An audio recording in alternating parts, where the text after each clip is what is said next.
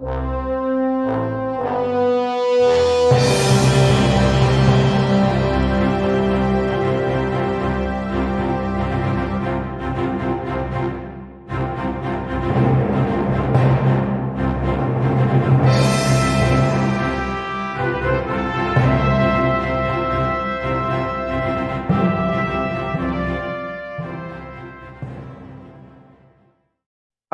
welcome back to FutureFast. And today, once again, we have Babla with us and to talk about future.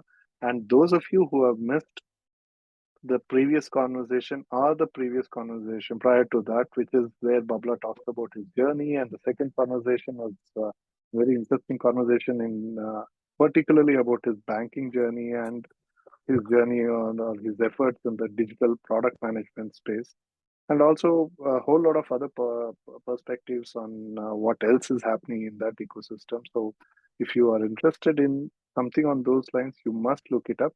If not, for you to be part of this conversation, I really urge you to look at the first part of the conversation where he shares his journey. So at least you'll be able to connect from where his thoughts on the future are coming. Right. Having said that, for those of you who are here for the first time, FutureFast is an effort to bring people to get their perspective on the future. With that, Babla, I think I did ask you almost on both the earlier conversations that what's your perspective on future. But in this conversation, I want to ask you what is it that you see as the biggest change that is going to be, that you foresee in the near future? I'm so sorry to sound like a broken record, but I would say AI. Like I think AI is the biggest trend. There's other trends like cybersecurity and also everything as a cloud. Like historically, there was only some aspects that was in the cloud, but then I think there's this big move around everything going to the cloud. So that's out there as well, and I think we've spoken of the metaverse. But I would say I think AI has broad implications, right? Because I think the cool thing about AI is that it impacts all aspects of your life, right? Not just like professional, personal, everything, right? Your devices, your cars, your buses, everything. It has broad applications. I think the one thing we all have to be cautious about is ethical AI. Right. Because how do we make sure that AI is still solving for what's important and what's relevant, but also ethically, right? So I think that's going to be the next challenge, and hopefully, obviously there needs to be some sort of regulatory regime, but how do you still innovate with AI without stifling the potential of AI, right? But I think AI is what I would put my hat on. Sure, I think I completely agree with you, and also I think it's very early days of AI from a point of affecting us, in our day-to-day lives, because AI is something which is being talked about since 1960s. I think the terminology happened in 1960s. Yeah. So from that point to today, I think we are yet to see Google's response to this. They did launch it and withdrew it, and we are yet to see a whole lot of other companies who are building on it. There are a whole lot of startups. IBM had their own AI initiatives, which they shut it down a few years ago, but I'm sure they must be working on reviving it again. Yeah. So I think I listed down in some conversation. I think there are at least 10, 12 big AI efforts which we should be able to see in the next 12 months. So yeah, totally. And there's a really cool example of ChatGPT around how this is somebody I heard from where ChatGPT actually helped with their relationship. There's this married couple that they would always get into arguments around what they need to make for dinner. Okay. Right, and then based on that, they'll have to do grocery shopping and things like that, right? So ChatGPT was able to come up with this menu for them, and also come with a list of ingredients, so that when they go for their weekly shopping, they know exactly what to buy, and then they know exactly what they're making for Monday, Tuesday, Wednesday. So it actually helped with the relationship. Now, who would have thought that AI, we are thinking about driverless cars, and we are thinking about, coming up with your own, there's a business problem to be solved. But who would have thought AI could help with a relationship, right? I think the Right. potential is unlimited.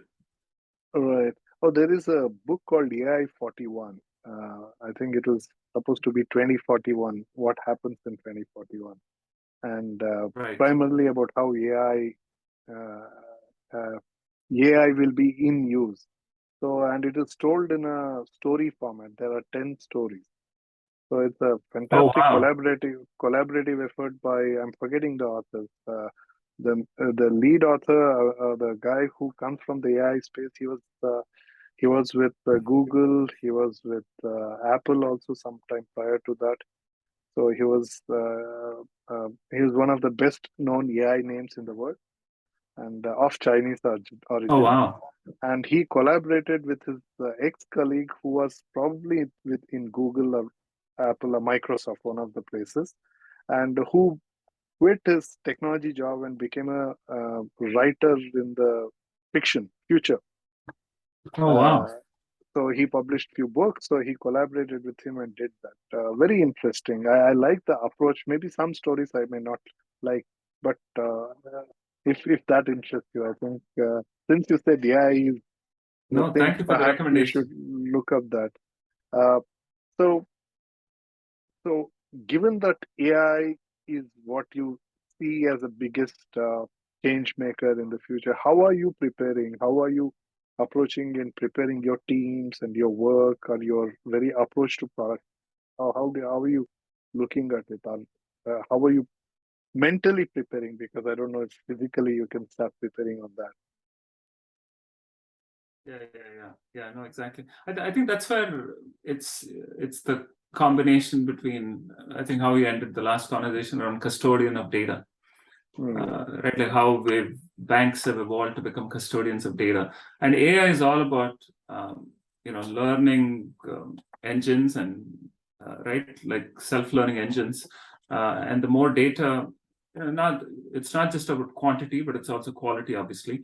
But data is a key driver of AI, right, for these self-learning models.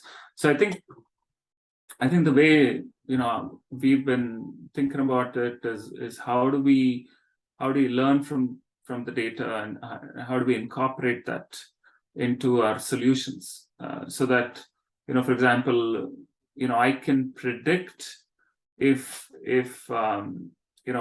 somebody wants to start a business, right? Like they haven't started their business yet, but then I can probably predict based on a number of data elements that there's a propensity for them to start a business, or I can predict that there's a need for some sort of credit product because of these patterns, right? Like how do you use patterns, how do you use personas, and then I think AI is just around pattern and personas on adrenal, right? So I think it's about how do we leverage these new technologies and data while not losing sight of consumer preferences and needs.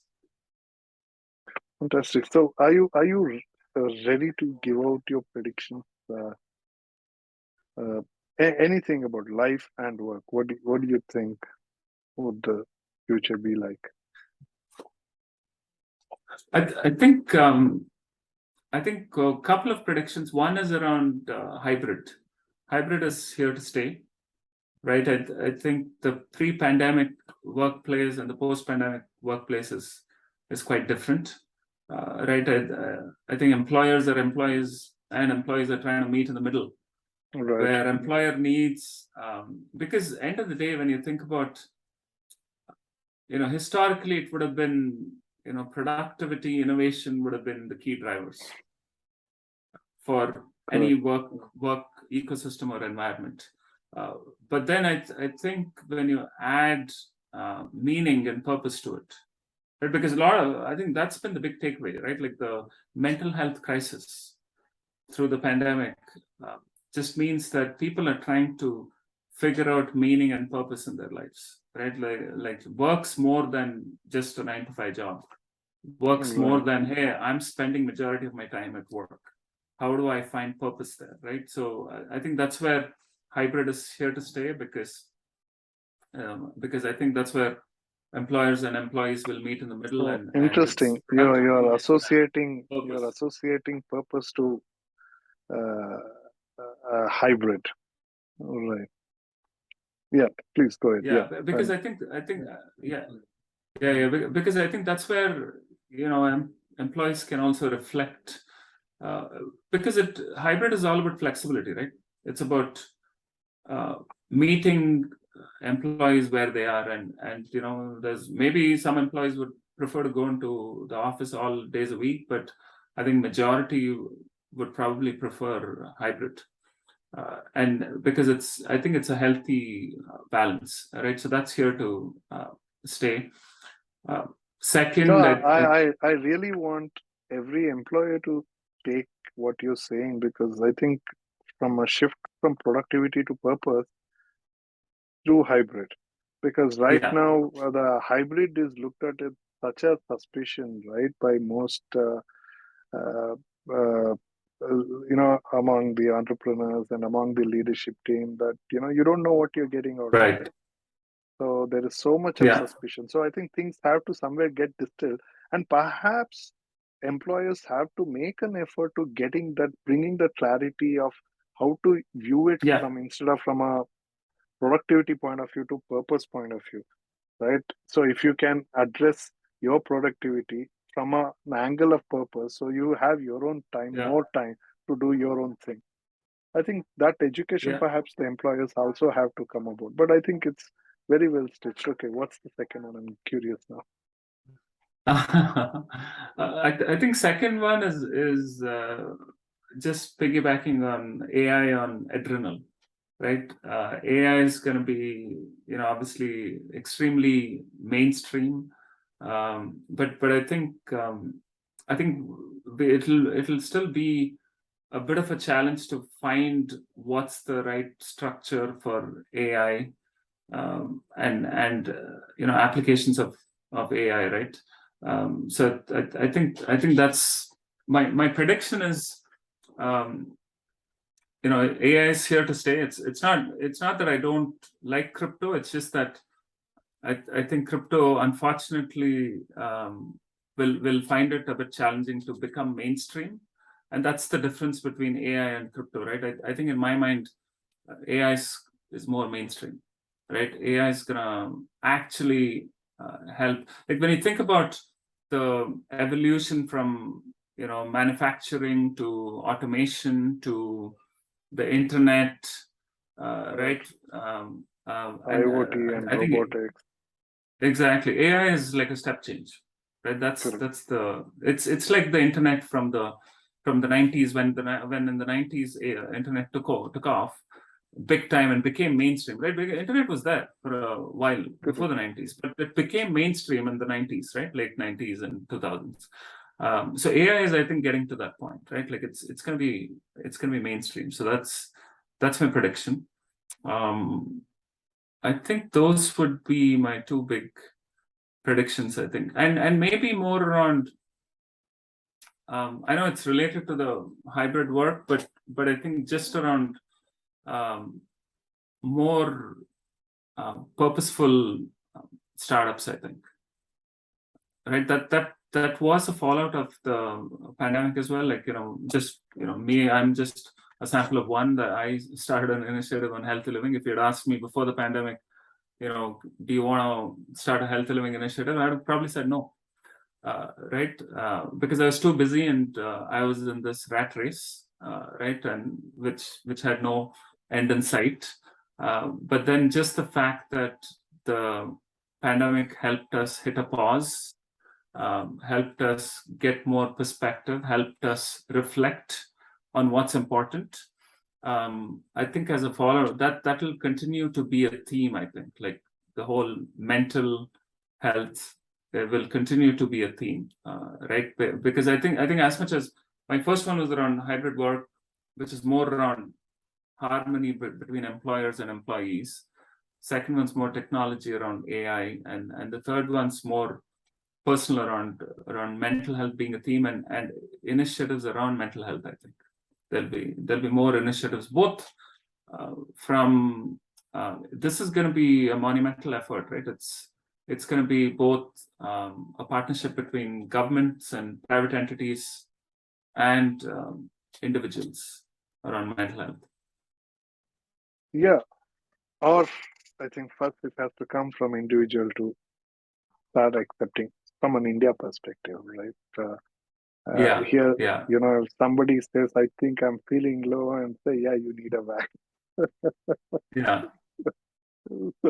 Uh, so I guess, yeah, but that conversation is also changing in India. And let's see, I think interesting, and hopefully we'll see that how things are changing, how far the hybrid will sustain, because I think we human beings tend to forget everything. So this is not the first pandemic the world has seen. So I think let's see how long we will be able to even see purpose in our activity, because I think pandemic did really bring in. So so great.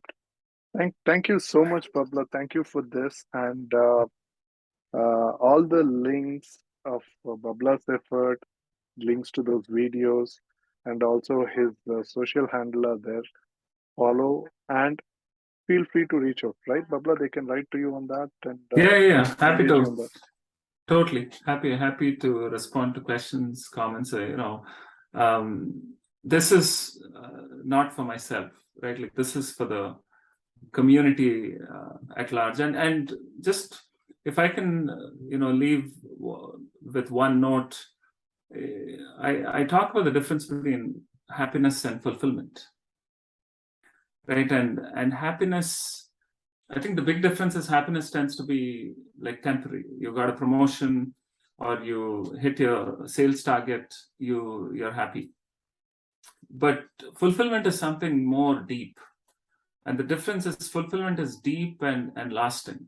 Like, when you think about, it was Black History Month last month, when you look at leaders like Martin Luther King, right, who gave their lives to a larger purpose, they reached fulfillment.